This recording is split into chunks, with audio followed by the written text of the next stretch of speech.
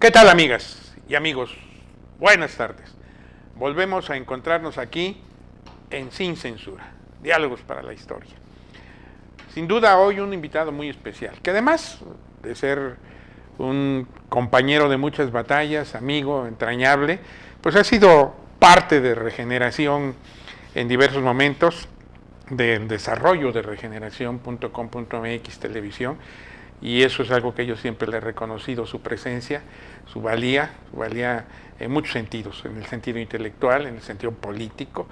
Más es un hombre de agallas y un hombre que dice las cosas como deben ser y no tiene problema para expresar lo que piensa y lo que siente, como debemos ser quienes hacemos política de la buena. Flavio Sosa, hermano, qué gusto. Muchas gracias, Raúl. Me da mucho gusto regresar a Regeneración. Espero que pronto podamos, me des chance de tener nuevamente para acá. Tú eres fundador. Gracias. No, bienvenido. Sí. Y bueno, la verdad es que te he estado siguiendo, bueno, siempre te sigo en tus comentarios. Vi un comentario que hiciste reciente sobre el tema que te planteó una reportera, una compañera amiga, en el sentido de, bueno, ¿qué va a pasar con la sucesión y qué va a pasar con los varias docenas de candidatas y candidatos a gobernador por parte de Morena? Porque ahora todo el mundo quiere ser candidato o candidata de Morena. Sí, pero nada más va a haber uno, ahí no hay pluris, no hay gobernadores pluris, entonces... Qué triste. Sí, qué lástima. No, hombre, desde el 92 lo hubieran impuesto, ¿no? Nos hubiera tocado. Sí. Y en ese contexto, sí, te hiciste un comentario muy puntual, pues de que no pensabas que alguien tomara una decisión de esa naturaleza y que además sería un gran error político. Y yo empezaría por ahí, en general, ¿cómo ves el panorama político de Oaxaca? Ya de hecho se inició el proceso electoral en el mes de septiembre, formalmente. Ya no puede haber reforma constitucional, para lo que muchos andaban especulando, de que hubiera un interino de 2 años. Creo que eso definitivamente sería una aberración política y jurídica en este momento. Y ya las cartas están echadas, los nombres están en el perfil y en el inventario de la sociedad. Entonces, pues me interesaba mucho platicar contigo de todo este contexto, cómo sientes Oaxaca, cómo lo ves, cómo ves al gobierno actual, cómo ves las posibles alianzas, las coaliciones, y luego también a los candidatos, e incluso pues a lo mejor vale la pena, o precandidatos posibles, vale la pena darle una repasada. Por favor, Flavio. Bueno, ¿por dónde le empezamos, Raúl? Por donde quieras. Bueno, le empezamos por el momento que está pasando el país, que es un momento difícil. Claro, estamos todavía en pandemia, en esto que le llaman la tercera ola, que le llaman el momento de las nuevas cepas, y tenemos que decir que el país ha sufrido bastante con este terrible mal que nos aqueja, pero creo yo que a pesar de la pandemia, a pesar de la muerte, la esperanza de vivir, la esperanza, el optimismo en creer en que podemos salir adelante, la unidad el espíritu comunitario que prima en Oaxaca nos ha permitido enfrentar a la pandemia con gallardía, particularmente en Oaxaca con gallardía, un sistema de salud devastado en el estado, colapsado porque las anteriores administraciones han saqueado el sistema estatal de salud, porque ha habido un desorden administrativo muy parecido al caos, y porque hay un déficit en el sistema estatal de salud impresionante. No se habla en que en el momento se requieren 1.600 millones aproximadamente para salir del momento de crisis que tiene el sistema estatal de salud, pero todos sabemos cómo se quedaron hospitales inconclusos, como las clínicas no tienen médicos, muchas, las rurales, y como hay unas clínicas que tienen muchos trabajadores administrativos y pocos médicos. Entonces, la eficiencia en el abasto de medicinas es difícil. El equipo, ¿no? Los hospitales apenas si se regularizó, la situación, la tenencia de la tierra en el sistema de hospitales central. Me estoy refiriendo al del niño, al de especialidades, al de la mujer. Apenas se regularizó la tenencia de la tierra ahí, la comunidad de San Bartolo, Coyotepec, de la cual soy originario, generosamente aceptó que pasara, que finalmente fueran propiedad del gobierno, los hospitales, y ya dejaran de ser propiedad comunal la tierra. Entonces eso va a permitir inversión en los hospitales. Bueno, en ese marco, en ese contexto, es que estamos enfrentando la pandemia todavía. Y esa resaca de la pandemia o ese momento de la pandemia se entrelaza con las crisis económicas recurrentes que nos pegan a Oaxaca. Yo sostengo que en el gobierno de Ulises estalló una crisis económica con una crisis de gobernabilidad y una crisis política, pero luego esa crisis no tuvo salida, no hubo un momento de recuperación. Es decir, después de la salida que se le dio al conflicto del 2006 brutal, policíaca, después de esa salida, los oaxaqueños siguieron en la crisis económica, y llegó Gavino y se esperaba que Gavino pudiera tuvo la posibilidad o pudiera tener las claves para que Oaxaca saliera de la crisis económica, política, social, de gobernabilidad. Pero no, pareciera que la crisis se siguió volviendo más compleja.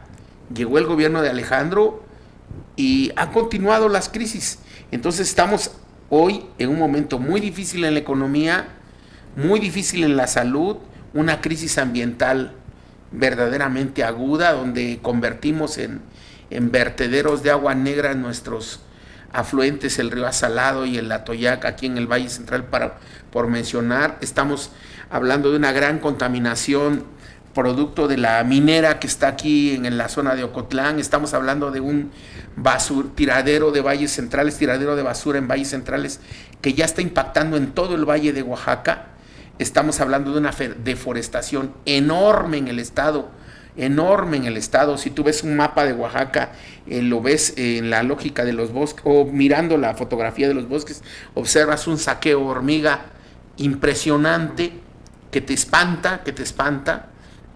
Entonces, ante esta crisis ambiental que estamos viviendo por los fenómenos estos que ya son propios de lo que le llaman los expertos el cambio climático, que se está reflejando en todo el mundo, pues llegan los temblores hace apenas poco tiempo, todavía no salimos de los temblores, ya llegó la pandemia. Entonces estamos en un momento verdaderamente difícil y hoy tenemos un fin de sexenio, llegó un nuevo presidente, un nuevo gobierno a nuestro país que va para 3 años, o que acaba de cumplir 3 años, y bueno, así nos encontró la pandemia.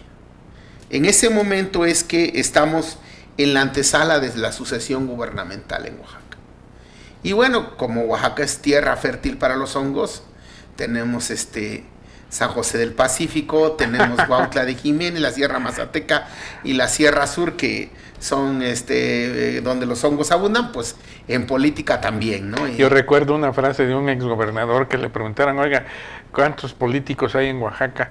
Y respondió, el índice de agostadero es como de 20,000 políticos por hectárea, pero eso hace 30 años, sí. Hoy yo creo que ya aumentó. Bueno, hay muchos precandidatos o aspirantes a la gubernatura, que es un tema por demás, parece de broma, pero es verdaderamente serio, y muchas personas se han apuntado, muchos compañeros se han apuntado, pero cada día está como quedando más claro quiénes están en la recta final o quiénes verdaderamente tienen posibilidades reales, ¿no? Todos sabemos o todos decimos que por los números, que por la estadística electoral, la próxima gobernadora o el próximo gobernador va a ser de Morena. Es un lugar común decirlo y aceptarlo, ¿no? Los propios priistas están muy preocupados por lo que está sucediendo y por lo que va a suceder. En la pasada elección, Morena se consolidó como la primera fuerza en el Congreso local, ganó un importante número de ayuntamientos, ratificó su triunfo en otros, en el Congreso Federal arrolló. Entonces, Morena es un estado Andrés Manuelista o obradorista electoralmente hablando. Entonces se dice la próxima gobernadora o el próximo gobernador va a ser de Morena. Pues pareciera que la principal disputa está en quién va a ser el candidato o la candidata de Morena. Y yo veo ahí por lo menos a 3 candidatos muy fuertes. Un candidato el candidato que ha hecho más trabajo entre la militancia, fundador de Morena, y uno de sus principales líderes es el ingeniero Salomón Jara, a quien le deseamos que su recuperación en el tema de salud sea muy pronta y pronto lo tengamos en la organización política como él sabe hacerlo. Me da mucho gusto que la operación haya sido exitosa, la intervención haya sido exitosa, y espero que muy pronto esté en la calle Salomón, moviéndose como lo sabe hacer. Él es uno de los candidatos más fuertes, ¿no? Digamos que entre la militancia creo yo que es el candidato más fuerte. Pero también está un personaje que me llama mucho la atención por su trabajo y su desempeño en el gabinete. Me refiero a Adelfo Regín. Es un personaje que no le gusta hacer ruido, que no le gusta mucho los reflectores, pero que está haciendo un trabajo muy importante y muy cercano al presidente de la República. Me parece que es un personaje que no debe perderse de vista en el escenario político estatal.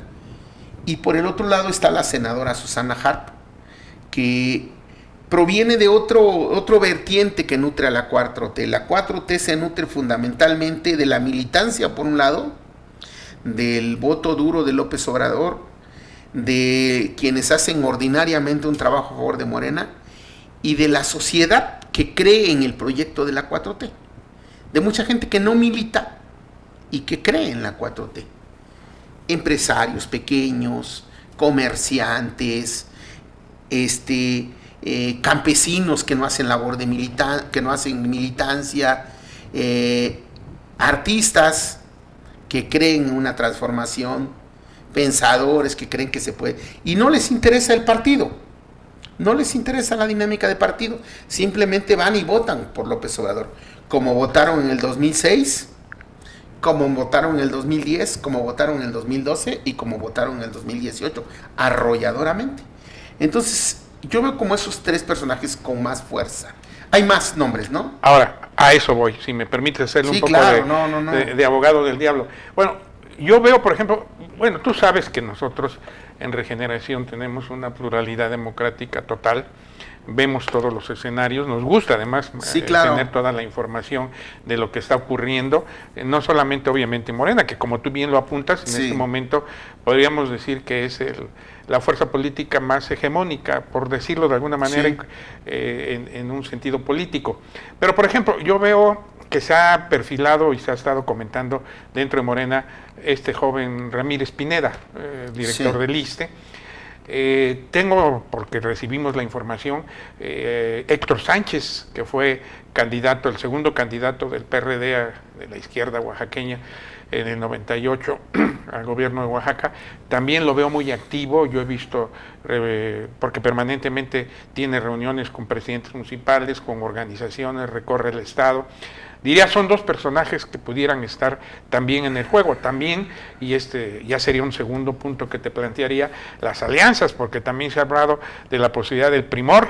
Pero si quieres, dame tu opinión de Ramírez Pineda, de Héctor Sánchez. ¿No los ves tú compitiendo internamente? Mira, Ramírez Pineda se me hace que es un funcionario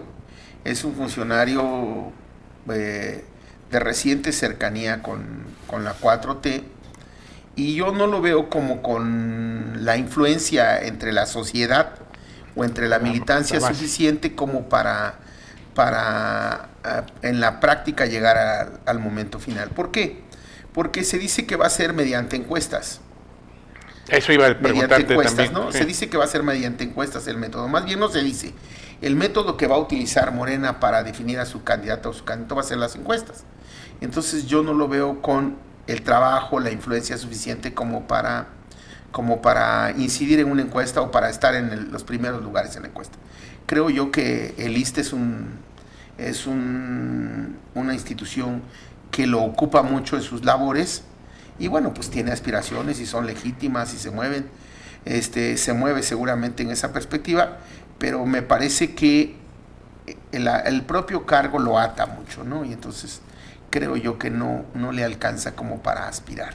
¿Y Héctor? Tiene su antecedente, que es, yo lo comenté en ocasión anterior, que es el exgobernador Eladio Ramírez, que no es un gobernador mal visto entre los oaxaqueños, pero también hay que reconocer que, bueno, pues el talento no siempre se hereda, ¿no? No siempre se hereda el talento. Entonces me parece aquí que el señor funcionario del ISSSTE, creo yo que pues puede ser un funcionario eficaz, eficiente, pero creo yo que no es suficiente como para aspirar. Héctor Sánchez pues es una gente muy experimentada, un hombre muy conocedor de la política oaxaqueña, viene de muchos años de lucha, pero creo yo que también conocedor como lo es de la política, Héctor sabe que pues no le alcanza para llegar en esta ocasión a aspirar a la gubernatura, pues no, creo yo que no le alcanza para competir con Salomón o con Susana en una encuesta.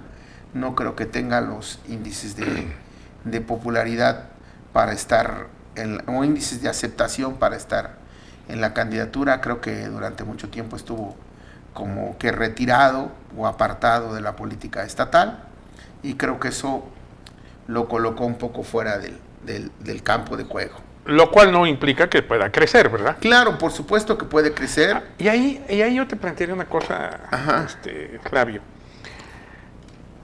El tema de las encuestas. Yo siempre he dicho, y lo he sostenido, que las encuestas son trajes a la medida. Uh-huh. Generalmente cuando se trata de definir cuestiones de carácter electoral o de carácter político. Sí.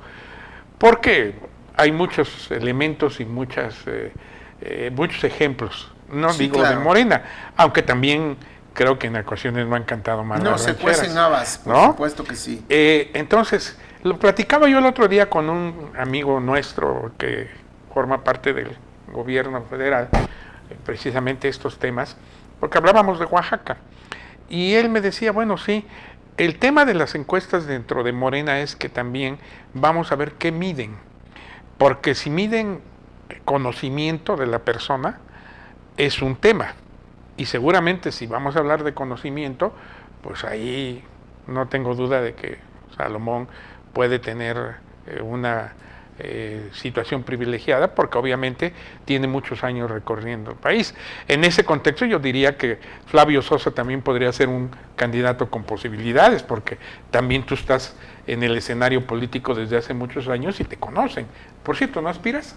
Fíjate que cuando se inició el debate sobre quién podría aspirar, muchos amigos me dijeron, apúntate, muévete, mira. No faltó incluso quien dijo, órale, mira, pues si ocupas un vehículo para moverte, yo te presto el mío, ¿no? Pero creo yo que este es un tema verdaderamente serio. Y como conozco la dinámica de Morena también, creo yo que reproducir los esquemas del PRI de que me muevo para que me den algo, me parece ya está aburrido, ¿no? Entonces decidí no decir yo quiero también, ¿no? Pero si te meten en la encuesta, ¿no te perjudica? Yo no me perjudica, pero tampoco me interesa pues estar en esa jugada, ¿no? Yo creo que uno tiene que tener los pies sobre la tierra y tiene que conocer como sus fortalezas y sus debilidades. Yo creo que la verdad, Oaxaca está mal. El Estado necesita una profunda transformación, y creo yo que necesitamos que el próximo gobernador o gobernadora actúe con mucha responsabilidad. Sin duda. Con mucha responsabilidad. Se va a sacar la rifa del tigre. Sí, porque para empezar va a recibir un Estado endeudadísimo. Va a recibir un Estado de los más pobres del país. Sí es cierto, con una inversión federal privilegiada, pero con una complejidad en su gobernabilidad bastante alta. Y el problema no es la gobernabilidad, como dicen los tecnócratas o los burócratas. El problema es la profunda desigualdad social. Oaxaca ese es el fondo del asunto, la desigualdad social. Y Oaxaca es uno de los estados con mayor desigualdad en el país, donde los contrastes sociales nos llevan a estas expresiones de rencor social tan brutal que observamos.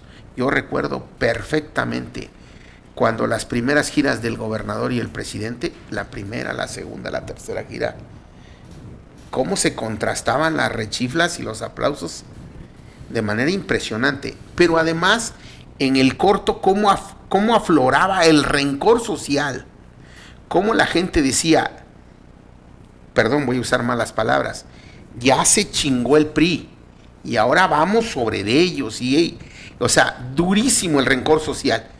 Eso se ha expresado en distintos momentos de la vida política estatal. Sí. Entonces, ese rencor social acumulado, esa ira de gente que ha sido por decenas de años excluida de las decisiones, tenlo por seguro que se va a manifestar en un gobierno que venga de un proceso, de un gobierno democrático, que un gobernante democrático va a tener sí el respaldo popular, pero sí va a haber mucha ira que va a tener que estarse conteniendo para decir vamos a encauzar las cosas de esta manera.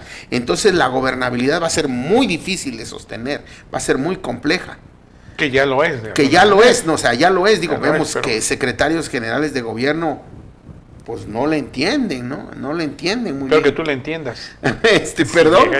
Espero que tú le entiendas. Llegado el caso, por supuesto. Que estoy muy joven como para morir en un escritorio. No me gusta esa idea. Bueno, pero creo yo que entonces, yo digo, ¿para qué te metes a ese juego de me apunto para que a ver qué me da? No me gusta. A mí en lo personal no me gusta, ¿no? Te entiendo. Yo digo, claro, esto quiero y le meto, ¿no? Y es correcto, esa es su forma de ser. Pero volviendo al tema de la famosa encuesta. Es decir, es cierto, hay un método que mide conocimiento y bueno, pues evidentemente en ese sentido apunta a lo que tú estás comentando, quiénes son más conocidos. Pero también, y el comentario que se hacía en ese momento, en esa conversación, es que muchas veces el hecho del conocimiento no refleja precisamente la aceptación, el respaldo. El respaldo, incluso las condiciones que privan o que rodean a un precandidato. Claro. Sus compromisos, sus amarres, su accionar a lo largo. Sí. Yo te diría, por ejemplo, con respecto a Susana, que yo la respeto muchísimo, para mí es una promotora, o fue una promotora cultural extraordinaria de nuestro estado, y bueno, está por definirse si Oaxaca va hombre o va mujer, y en ese sentido creo que ella tiene una preeminencia en caso de que fuera el candidato o fuera candidata. Sí. Pero por ejemplo, yo me pregunto, ¿y Jarelú? ¿Qué va a hacer una gobernadora con un personaje como Jarelú, que ha saqueado el patrimonio cultural de Oaxaca, que se ha aprovechado, beneficiario del Fobaproa? Eso ahí están. Yo vi unas declaraciones en aquella época que volví a retomar hace un poco del hoy presidente de la República sobre cuántos millones se llevaron los banqueros en el Fobaproa y luego cuántos millones se volvieron a llevar los que vendieron Banamex en aquel momento. Entonces, sí, yo creo que hay pendientes, ¿no te parece? Yo creo que hay muchos pendientes. Yo creo que las encuestas no son, a lo mejor, no son el método más democrático que hay. Sin duda. No es un método democrático, por supuesto. Son indicadores de aceptación social. Puede ser un indicador de aceptación social. Es una fotografía de popularidad. Una encuesta es una fotografía de popularidad, es un indicador de aceptación social. Una encuesta es eso, una herramienta que te permite como medir pulsos, ¿no? Como un termómetro. Pero que también puede ser manipulable. Y que es muy manipulable, Yo apelo a la visión del partido, a la visión del partido, con un Estado que es un Estado clave para la gobernabilidad en el país. Sin duda. Porque Oaxaca, aquí se han gestado las principales luchas de resistencia contra el neoliberalismo. ¿Sí? De aquí salieron los hermanos Flores Magón. Por supuesto. Para que no vayamos tan lejos, pues. Para que no vayamos tan lejos, ¿no? Digo, aquí se gestó, ¿no? Aquí se gestó ese intento de transformación que fue la Revolución Mexicana. O sea, el contenido social de la Revolución Mexicana tiene su origen en Oaxaca. Su inspiración en estas tierras por oaxaqueños, ¿no? Y digo, ¿y qué decir de otros momentos de la reforma? O sea, si hablamos de independencia, de reforma y de revolución, Oaxaca ha estado a la vanguardia, ¿no?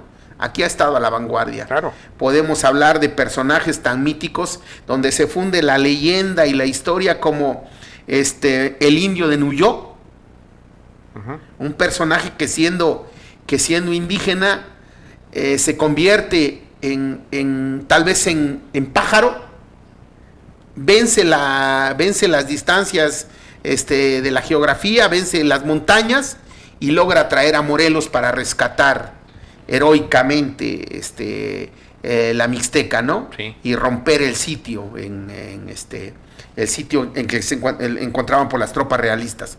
Pues estamos hablando de la independencia, y si hablamos de la reforma, pues digo, estamos hablando del gigante, ¿no? Del gigante Benito Juárez. Y si hablamos de la revolución, pues ahí están los Flores Magón, ¿no? Sin duda. Y digo, y ahí está Porfirio Díaz también. Entonces, Oaxaca es aparte. Entonces, yo apelo a que la sabiduría de mi partido, de los compañeros que están al frente del partido, las compañeras que están al frente del partido, actúen con plena responsabilidad para que la encuesta no sea una encuesta inducida, manipulada, y se tome como los mejores elementos para definir quién va a ser candidato. Nos gustaría tal vez unas elecciones internas, tal vez, pero no hay condiciones, no hay padrón, o sea, no hay las posibilidades reales. Pero yo te diré una cosa, Flavio. Tú has puesto el énfasis en un punto que estoy completamente convencido que es fundamental, la gobernabilidad. Lo dijiste. Es decir, el tema de Oaxaca es la gobernabilidad. Es decir, un día un periodista que vino a Oaxaca me preguntó, oye, ¿cómo definirías tu estado? Y yo se lo definí como que Oaxaca es un estado donde la gobernabilidad democrática es el conflicto. Entonces, eso somos nosotros. Pero a ver, yo agregaría al tema de la gobernabilidad previo, un concepto previo, la credibilidad. Y yo creo que, desde mi punto de vista, el gran reto que tiene Morena y que tiene cualquier otro partido, incluso el mismo PRI o el PAN o quien tú quieras, que vayan a competir, el PT, que ya veo que está muy activa su dirigencia, es que su resultado que se dé en torno a quien sea su candidata o su candidato haya credibilidad en el proceso. No sería conveniente. Evidentemente una elección interna es compleja, cuesta mucho, más en Oaxaca incluso también podría ser manipulable. ¿No crees que valdría la pena, antes de que se realizara la encuesta, que hubiera pues un foro o un espacio para que todos los que digan yo quiero estar, como tú mismo lo decías, se apunten, que haya debate, que haya un debate anterior, que se conozcan proyectos de gobierno? Porque tal parece que en este momento lo único que se está planteando es saber quién puede más, manipular, ganar espacios, estar en la prensa. Pero vamos, ¿cómo van a gobernar estos puntos que tú estás planteando? ¿No sería conveniente para todos los partidos? Sería muy importante, yo creo que el debate es enriquecedor, el debate es necesario en una contienda democrática. No hay contienda democrática sin debate. No hay contienda democrática sin debate. Ojalá que la dirigencia nacional nos pudiera escuchar, pudiera ver este programa y aceptar que sería necesario, sería importante que se contrastaran las ideas de quienes aspiran a gobernar a nuestro estado. Primero, que en la convocatoria se plantee con mucha claridad. Quien se inscriba, que esté dispuesto a debatir, ¿no? Que esté dispuesto a contrastar sus ideas y aclarar las dudas que sean necesarias aclarar. Yo creo que a nadie se le debe discriminar por su origen, de acuerdo, por su apellido, claro, por su condición social, por su forma de vestir, ¿no? Por su forma de vestir, y como tal debiéramos estar abiertos a que cualquier persona pueda aspirar, quien tenga derechos que se apunte, claro, ¿no? que sea apunte, elegible, que se apunte, que se apunte. ¿no? Que se apunte.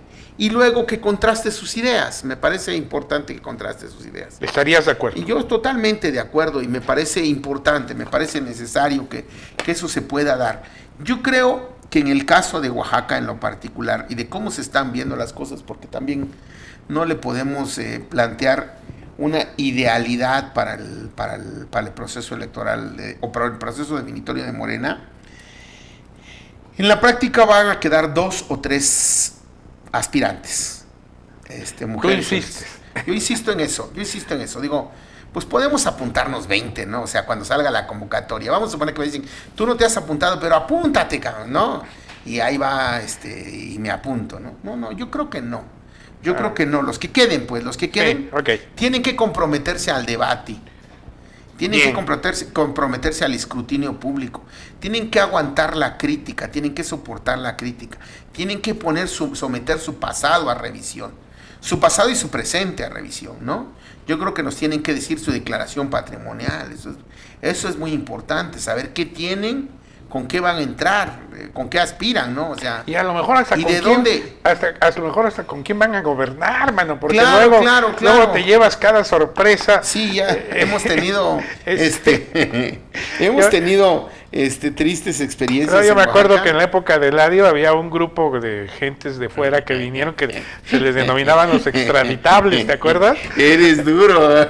Sí es cierto. Así claro, era, sí. ¿no? Claro que sí. A lo mejor dentro de 2 años va a haber varios extraditables, cabrón, ¿no? Pero bueno, perdón, te interrumpí. Bueno, no. Es que me estaba recordando, estaba recordando una declaración del actual gobernador con respecto a los personajes que le acompañan, ¿no? Ajá. Me decía algo así como, ¿no? Yo no voy a tener ni chukis ni cocos o algo así, dijo ni chukis ni chukis ni cocos, dijo Alejandro. Bueno, yo creo que efectivamente no queremos que en el próximo gobierno haya ni chukis ni cocos, ¿no? Ni extraditables. Ni extraditables, eso es, totalmente de acuerdo, ni extraditables. Oye, y un tema, Flavio, perdón. Sí. Esta conversación de veras que ojalá sea revisada por tu dirigencia y por la sociedad en general, porque sí. A veces hay que hablar las cosas como son, mano. Claro. ¿No? Y en ese contexto, a ver, otro tema.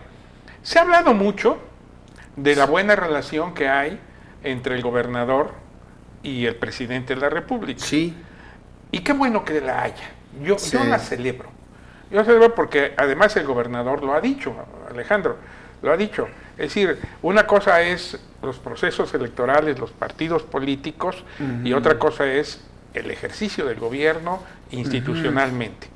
Y en términos de definición jurídico-política es correcta, pero sin embargo, evidentemente también subyacen otros elementos que hacen presumir la posibilidad de una alianza o de una negociación política, que en política se valen las negociaciones políticas. Vamos a hablar con claridad.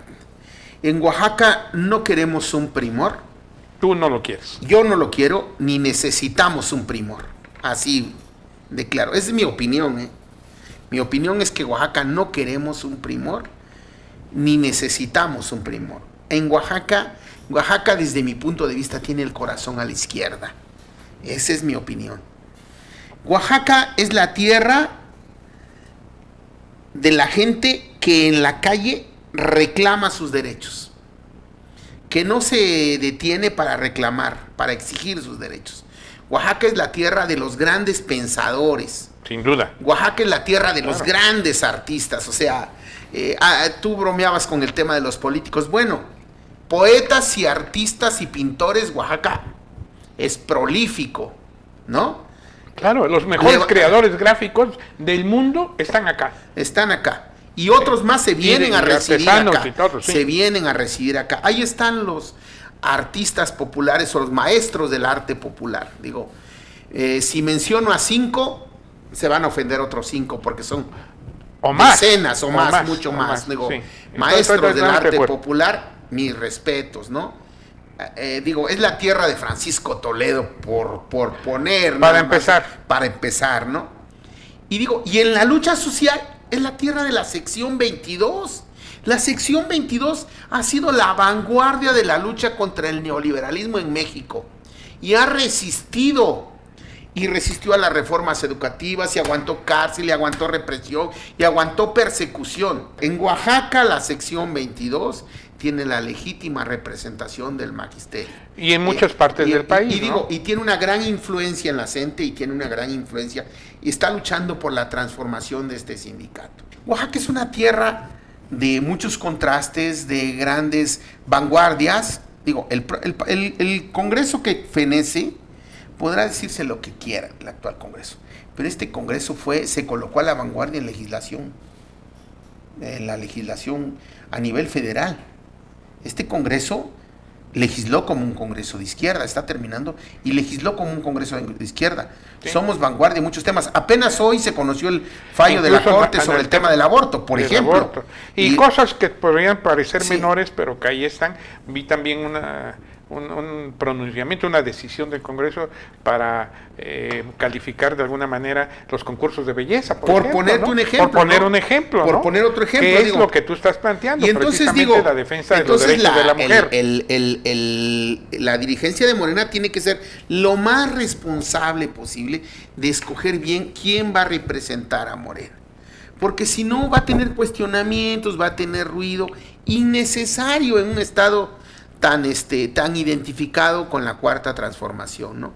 Pero además en Oaxaca hay un poderoso movimiento que está fuera de la dinámica de los partidos, que cuestiona a los partidos. Es la comunalidad. Y aquí está lo más granado del pensamiento comunalista, está en Oaxaca. Aquí es la tierra de los pensadores que están planteando una vía distinta a los partidos políticos. Y claro que hay que aprender de ellos, y claro que hay que nutrirse de ese pensamiento, y claro que hay que atender esa visión del mundo. Entonces, Oaxaca no se maneja como pudiera. No, es algo aparte. Se cuece aparte, Sí, o sea, sí, somos sin una duda. realidad Sí. aparte. Me gusta este tema que estás planteando de la comunalidad, porque es una realidad y que va a pesar, sin duda, en el proceso que viene. Y en ese mismo contexto, tú ya, aun cuando hubiera una alianza PRI-PAN-PRD como la que se dio en el proceso anterior, no concedes. Yo la creo innecesaria, me parece a mí. Porque además, bueno, este planteamiento del PAN de traer a los ultraderechistas, ahí sí coincido. Uf, ¿no? digo, por favor, ¿no? eso es Qué falta de No, sensibilidad. yo por creo que decirlo, que cuando el PAN es un cadáver que además se está apuñalando a sí mismo, ¿no? Es un cadáver o es un zombie que se está apuñalando a sí mismo, porque esa barbaridad que cometieron de donde le sale el corazón y firman con los fascistas, Lili Telles podrá decir y justificar lo que quiera. Podrán sus asesores en comunicación decirle: compara tu firma con los fascistas, con tu acercamiento con López Obrador. Podrá decir lo que quiera, pero ese acercamiento con los fascistas le salió del corazón. Ellos son fachos, y los fachos son despreciables aquí y en cualquier parte del mundo. Políticamente hablando, ¿no? Sin duda. Qué interesante, mi querido Flavio. Bueno, pues ahí están los temas. Flavio no va a aspirar a ser gobernador. Flavio está de acuerdo en que haya una encuesta real. En todo caso, si es la definición. Obviamente te vas a sumar a quien sea candidata o candidato. Sí, y quiero apuntar un tema que me parece por demás relevante. Si Oaxaca es el estado con más contrastes sociales, si Oaxaca es el estado donde los artistas florecen todos los días, donde todos los días descubrimos talentos oaxaqueños, donde todo el día nos sorprenden con los talentos que vamos descubriendo, donde todos los días sabemos que hay un pintor, un escritor, un director de cine que está cobrando relevancia en el mundo.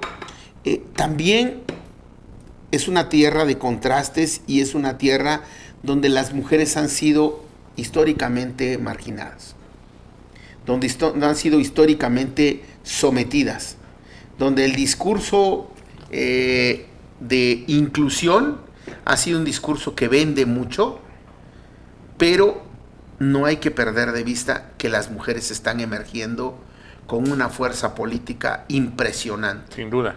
Las movilizaciones que hemos visto recientemente reflejan el hartazgo de años y años de machismo y de opresión. Y reflejan el interés de cada vez más las mujeres de posicionarse y de reclamar los espacios de poder que legítimamente le corresponden. Yo celebro que el próximo Congreso de Oaxaca vaya a ser mayoritariamente, abrumadoramente femenino. Me parece muy importante. Ahora sería importante que se convierta de femenino a feminista. Tienen un gran reto, ¿no?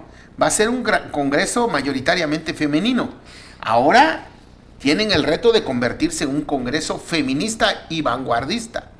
¿no? Vanguardista desde la perspectiva feminista. También existe la real posibilidad de que en Oaxaca tengamos una gobernadora mujer. Y a mí me parecería que Oaxaca se colocaría a la vanguardia si tuviera una gobernadora mujer y que tomara una agenda necesaria para Oaxaca. Si el gobernador es un varón, tiene que adoptar una agenda feminista, indiscutiblemente. ¿Cómo quitamos del centro del debate y cómo hacemos que el feminicidio sea una cosa del pasado y sea una vergüenza que todas y todos tenemos que combatir? ¿Cómo lo hacemos? ¿Qué políticas públicas tenemos que echar a andar para frenar el feminicidio en Oaxaca? No puede ser que este estado, que hablemos de las muertas de Oaxaca como hemos hablado en programas aquí, eso se tiene que terminar. Entonces, si el gobernador es varón, tiene que comprometerse con una agenda que frene el feminicidio. No puede ser que Oaxaca sea también líder en feminización de la pobreza. Eso no puede existir, es una realidad que nos avergüenza que las más pobres sean las mujeres. Y entonces, si el gobernador es varón, tiene que adoptar esa agenda. ¿Cómo le hacemos para que en Oaxaca haya igualdad y las más pobres no sean las mujeres? Y si la gobernadora es mujer, sería verdaderamente trascendente la noticia desde mi punto de vista. Oaxaca enviaría un mensaje a México de que estamos a la vanguardia también. Entonces, el debate es bien interesante, porque yo creo que ese tema es para debatir, como tú lo planteas, es para discutir hacia dónde se tiene que mover la balanza. Yo no creo que se tenga que definir porque el INE así lo dijo, o porque la autoridad electoral no debiera definirse. No debiera definirse así. Sí, debiera definirse porque el partido así lo quiere, claro, porque la realidad así lo reclama. Lo impone. Y ese es un tema también que, bueno, aquí tenemos muchos temas todavía que pudiéramos pasarnos toda la tarde. Sí. Pero, por ejemplo, yo una de las cosas que siempre he criticado es la judicialización de los procesos electorales. Que no solamente en este caso, por ejemplo, de que definan a fuerza que por género. Yo creo que no es por género, el tema es por capacidades, por historias, lo que tú planteabas. Sí. Ese es un tema. Porque yo creo que las mujeres tienen todo el legítimo derecho, claro, de reclamar gobernar Oaxaca. Son la mayoría del padrón, así de simple. Además, así de simple y así de simple y así de democrático, pues, ¿no? Y bueno, el gobernador Alejandro Murat se precia de ser un gobernador democrático, pero la mayoría de su gabinete es varón. La gran mayoría de sus gabinetes. ¿Extraditables? Te pregunto. Eso hay que revisarlo, hay que revisarlo. A lo mejor no extraditables, pero sí creo que revisables varios de ellos revisables. La extradición es un tema más choncho, ¿no? La extradición es un tema más choncho. Bueno. Pero yo sí creo que, insisto, este es un debate abierto. Yo invito a la militancia a que lo juzguemos con ojos muy críticos. Creo que es un tema muy importante. E invito a la militancia a que tenga claro que sería una barbaridad de decir, si mi candidato no sale, me voy de Morena, por favor. Que eso es otra cosa que también te planteé al principio. Me parece una tontería. ¿Y tú crees que alguien... A ver, perdón, dicen que las premoniciones sobre el futuro en política nunca son válidas. Uh-huh. Las únicas premoniciones válidas en política son las que son del pasado porque ya son reales. Pero en ese contexto, ¿te imaginas a alguien de los precandidatos de Morena, el que sea, no de los tres que tú estás planteando, sino en general, que decidiera irse por otro partido? Fíjate que Ricardo Flores Magón tiene una frase que desde joven me ha enamorado. Dice Ricardo Flores Magón: el abismo no nos detiene, el agua es más bella despeñándose. Dice, pero eso es poesía de don Ricardo, y eso es don Ricardo. El que se vaya de Morena salta al abismo. Ya. La verdad, o sea, digo, don Ricardo se cuece aparte. Don Ricardo estaba en otro estatus, claro, digo, hay que leerlo. Fuera de serie, debieran leerlo, de verdad debieran de leerlo, debiéramos de leerlo todos a don Ricardo, releerlo a don Ricardo. Dice, el abismo no nos detiene, el agua es más bella despeñándose. El que se vaya de Morena se va a ir al despeñadero. la verdad, ¿no? Ok, en las elecciones municipales muchos se fueron de Morena y ganaron por otro partido. Ok, pero yo digo que la militancia de Morena está observando también. Y eso no le gusta a la militancia. Por supuesto que no le gusta a la militancia. Claro. Ese es un partido que está surgiendo, que tiene sus contradicciones y que necesita una profunda reforma también. Morena necesita definir su futuro. Vamos a hacer un nuevo partido de Estado. ¿Te gustaría ser el dirigente estatal de Morena? Me acaba de ocurrir. A mí me gustaría ser el dirigente nacional de Morena. Me gustaría ser el dirigente nacional de Morena. Ya, apuntado, ¿eh? Mi voto, no mi cuota, porque eso era en el PRI, ¿no? Porque ahí era mi voto y mi cuota, aquí es mi voto para Flavio, presidente de Morena. Bien. El presidente nacional de Morena, pues por supuesto que sí, claro que tenemos derecho, ¿no? Y capacidad y experiencia y nos merecemos, pero eso no es un tema de debate. Yo creo que el que quiera saltar en estos momentos, salta al despeñadero, no salta ni siquiera al abismo, salta una barranca, pues en Oaxaca todos los días uno va al borde de la barranca. Aquí se muere uno desbarrancándose. Sí, muy bien, Flavio. Oye, qué gusto platicar contigo. No, como gracias, siempre lo hemos gracias. hecho. Déjenme comentarles que con Flavio tenemos historias compartidas, aparte de la amistad. ¿Te acuerdas cuando hicimos la huelga de hambre en Gobernación? Lo recuerdo perfectamente, ¿no? Lo recuerdo perfectamente. La única huelga de hambre que se ha hecho en el despacho del secretario de Gobernación. En el Palacio de Cobián. En el Palacio de Cobián, ¿no? Y los amenazamos o los amagamos con que nos íbamos a bañar en la fuente encuadrada. Esa fue buenísima, ¿no? Sí, fue muy buena, porque fue muy buena. Era como el séptimo día y queríamos bañarnos. Sí, entonces, sí. ahí en Gobernación tenían un área donde estaban los del Estado Mayor que cuidaban al secretario. Sí, que el secretario, claro. obviamente... Estábamos en tiempos de que el secretario era poderoso. Sí, ¿no? Era poderoso. Y obviamente esos días nunca fue el secretario a su despacho, porque claro. Nosotros estábamos en la puerta de su despacho, ahí en ese lugarcito, muy agradable, Sí. ¿no? ¿Te acuerdas las bancas ahí donde dormíamos? Sí, claro. Ahí estaba. Y entonces un día dijimos, oigan, pues déjennos bañar, ¿no? Sí. No comemos, pero hay que bañarse. Y nos dijeron, no, ¿cómo se van a bañar? Y entonces todos los días llegaban los de la prensa ahí a Bucareli Sí, a para platicar. entrevistarnos atrás de la reja, ¿no? Sí. Y entonces ahí dijimos, si no nos dejan bañar, nos bañamos en la fuente, nos desnudamos y nos bañamos en la fuente aquí de... Sí. Qué buena onda, ¿no? Llegó Porfirio Muñoz Ledo a rescatarnos de esa huelga. Y también llegó Andrés. Andrés Manuel, Que claro. fue el que platicó con nosotros Claro. en aquella ocasión. ¿Qué tiempos, Flavio? Qué gusto. Gracias, Raúl, y muchas gracias por la oportunidad y gracias a todos los que nos siguen en Regeneración, a todas las que nos siguen en Regeneración. Algo que quieras agregar para... Oye, el té de poleo estuvo buenísimo. Buenísimo, sí, no lo dudo. Sí, es de buen agave. Sí, claro. Gracias, Raúl. Amigas y amigos, hemos llegado al final de Sin Censura. Gracias, buenas tardes, nos vemos pronto, sin duda.